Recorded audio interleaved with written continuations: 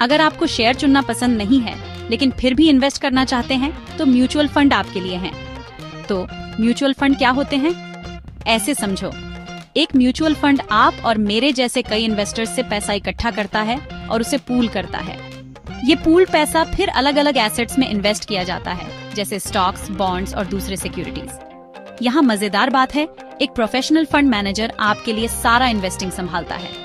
वो रिटर्न्स बढ़ाने और रिस्क कम करने के लिए इन्वेस्टमेंट्स को डाइवर्सिफाई करते हैं। आपके पास फंड के यूनिट्स होते हैं और फंड का ओवरऑल परफॉर्मेंस आपके रिटर्न्स तय करता है। चलिए इसे समझते हैं।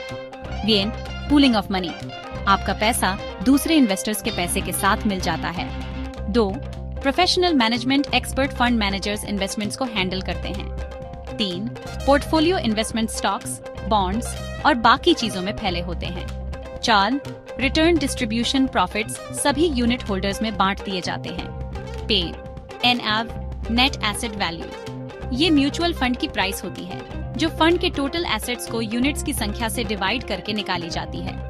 6. प्रॉफिट्स एंड लॉसेस, आपका प्रॉफिट या लॉस NAV और आपकी यूनिट्स की संख्या पर डिपेंड करता है। म्यूचुअल फंड्स के प्रकार, इक्विटी फंड्स ज्यादातर स्टॉक्स में इन्वेस्ट करते हैं।